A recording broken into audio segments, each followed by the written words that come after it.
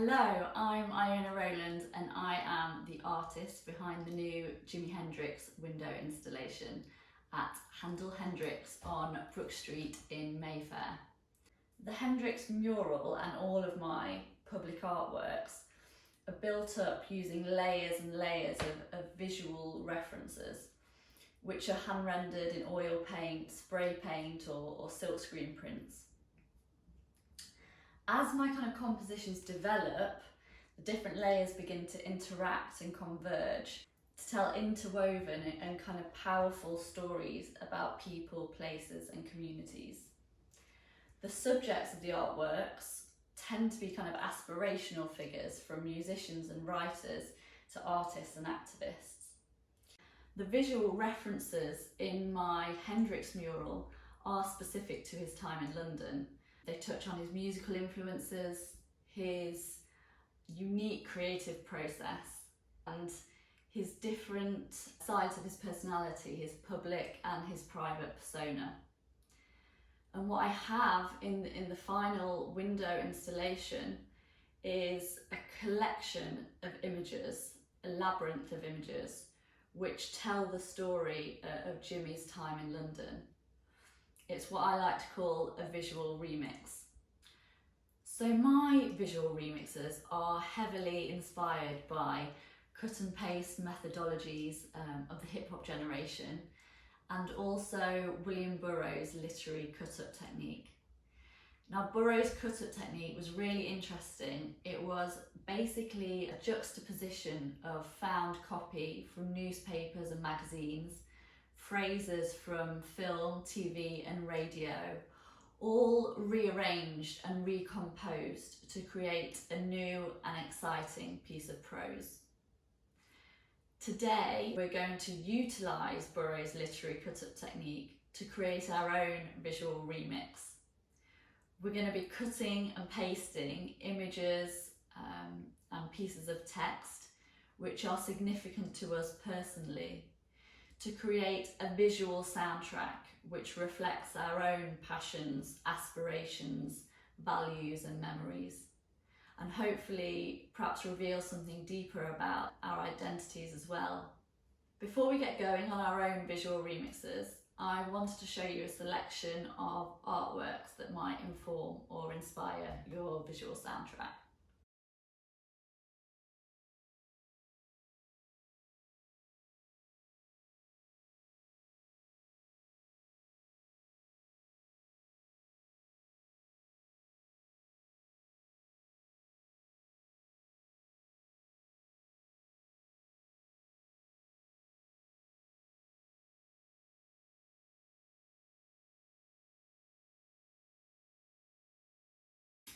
So what will you need to create your visual remix? First and foremost, you will need a piece of paper or card onto which we're going to stick our visual references and imagery. I'm using a piece of A3 card, but the size is totally up to you. Go for whatever feels most natural. You will also need a pair of scissors. You will definitely need some glue. I'm using PVA, but Pritt Stick is just as effective and is probably a lot less messy. I also have a big pile of old magazines. You can also use old newspapers as well. I also have a box of acrylic paint. This is an extra and not essential. And I have some stencils here as well. I thought it might be nice to work some stencils into our visual remix. As I say, these elements are extras and are not essential. All you need to create an amazing and insightful visual remix is scissors, glue, a piece of card, and a couple of old magazines or newspapers. In my opinion, constraints breed creativity, so don't feel like you have to have a myriad of materials. So now we're ready to start our visual remixes, but before we do, I would just take some really deep breaths. This process can be very cathartic, so let's just start in a relaxed and focused mindset. Okay, ready. So firstly, we need to select and cut out or rip out our visual references. So we need to flick through all of our magazines and newspapers and cut out images which resonate with us in some way. They might relate to the music we listen to, the films and TV and books that we love. The images might conjure powerful memories or a sense of nostalgia. It might be somewhere we've been or somewhere we might like to go and see. You might be drawn to images for reasons you can't quite identify. It's important you select and cut these out as well, because they may be quite revealing when we come to kind of analysing the finished visual remix. We're going to need a range of sizes, so I would pull out a selection of larger images, some medium images and some very small visual references as well. And I would aim for 20 to 25 visual references. Okay, so let's get going. Let's flick through all our magazines, rip out or cut out images that mean something to us, and we're going to finish with a pile of 20 to 25 visual references ready to remix. Let's go. Feel free to pause this video while you're collating your visual material, as you may want to spend some time selecting images and thinking about why you're doing so. It may take some people 10 to 15 minutes, others it may take an hour. I would personally spend this time listening to music and immersing yourself in your magazines and newspapers. I have curated a playlist to go alongside this workshop, so feel free to play that and relax and just enjoy the creative process.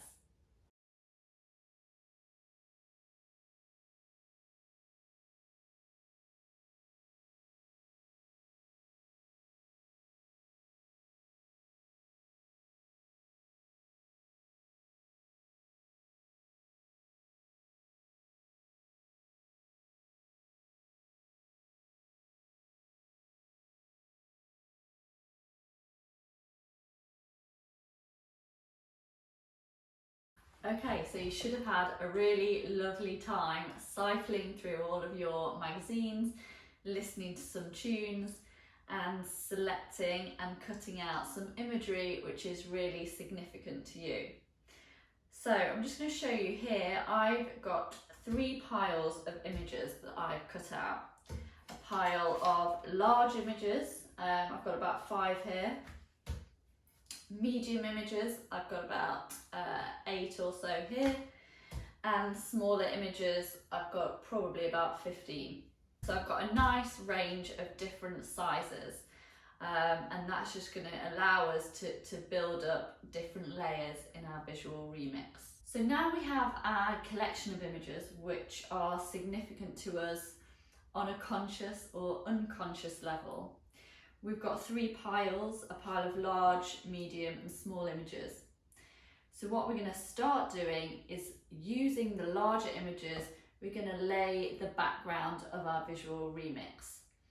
I almost think of this as like a metaphor for an audio remix, you know, where you start with 1 or 2 key tracks that are the foundation for the song. This background is the foundation for your visual remix. So we're just going to start by laying out the images on our piece of card, just loosely. And once we've laid them out, we're just going to start moving them around and trying out different compositions and layouts for the background. Think about how the images might overlay and intersect with one another. And this process of moving and rearranging the images is almost like a DJ. You know, this could be your turntable. Channel your inner DJ Cool Herc. And once you've settled on an arrangement that you're happy with, let's get sticking and secure the background of our visual remix.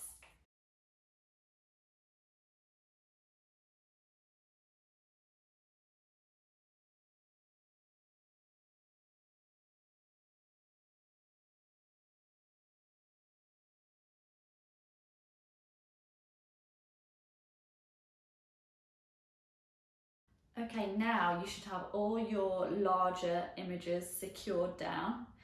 I'm just going to show you mine because I have actually started to paint into some of the white spaces on the background.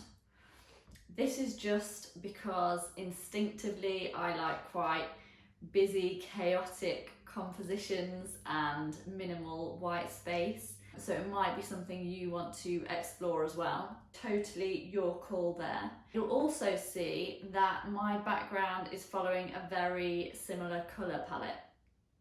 Again, you can choose to keep your respective layers very minimal in terms of the colours, or you can really go for it. It's totally personal choice and what feels kind of instinctive and innate to you. Okay, so now we've got our background sorted and the foundation of our visual remix, we can start moving on to layer 2. So let's pick up our pile of medium-sized images. And as we did with the background, let's just loosely place them on our card. Doesn't matter where initially.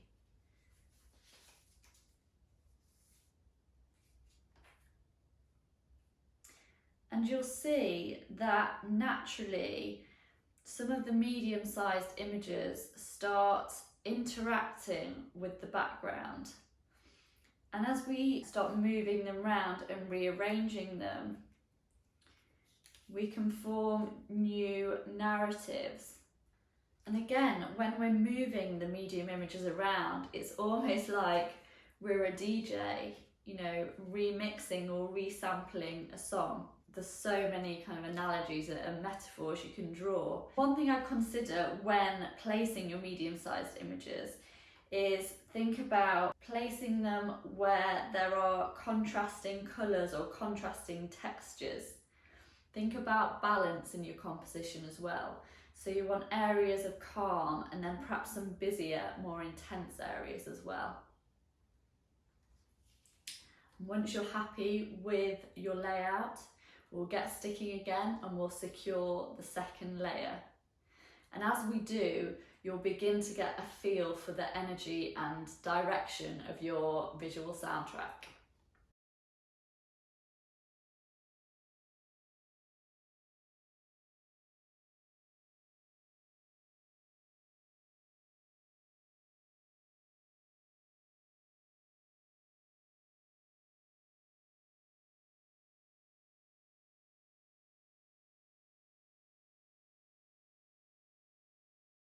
So you should now have secured all of your medium-sized images, and perhaps for some of you, you may have started painting into the composition or using some stencils. I just wanted to take you through some of the techniques I've used on layer 2 in case you might want to incorporate them in your visual remix. So you'll see I've actually torn the edges of some of the magazines and painted on the outside of the torn edge, so we get some nice textures being introduced into the composition. You'll see I've also used some circular stencils as well, and also painted into some of the existing imagery. So you can see here I've brought some yellows into this floral motif. I've also painted some highlights into the lemons down here. So I'm almost making the images my own and taking them in a whole new direction. Do explore, experiment, and keep reinventing the composition. Once we're happy with the feel and the aesthetic of layer 2, we can start moving into our final layer, which will involve remixing and securing our small images.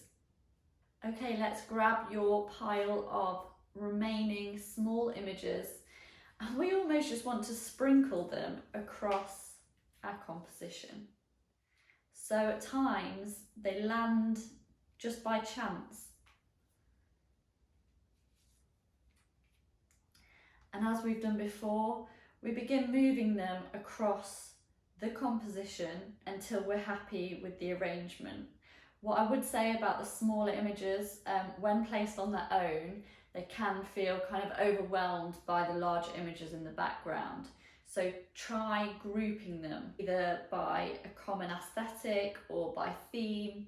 It's quite interesting the topics that can be drawn out by grouping images together. Let's go and get remixing.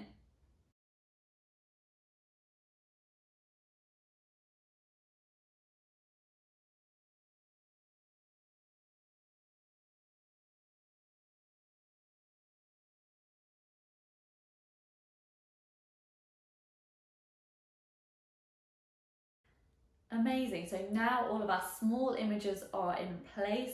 The final layer of our remix is secured, and we're at a great point where we can just review what's in front of us. I like to hone in on different areas and see if the remix of imagery has given me any new ideas. Is it conjuring memories or instigating a sense of nostalgia, as we mentioned earlier? If there are any areas or elements that I find particularly interesting or insightful, I like to draw them out or highlight them. And I do this by outlining them with a felt pen or with a crayon. And occasionally I make notes by the side as well. I quite like the idea of combining the visuals with some handwritten notes. So do review your remix and work into it as you see necessary to bring out some of those key elements that are important to you. You may also want to draw into your remix. Now you'll see, I don't know if you can see on my wall here, I do a lot of spontaneous improvised doodling, and I know Jimi Hendrix did as well actually. So I find it quite nice to almost work some unconscious drawing techniques into the remix. It's spontaneous, it's improvised, and it gives the composition a real energy. I tend to do this with either a felt pen or a crayon, but you could do it with a paintbrush and paint as well.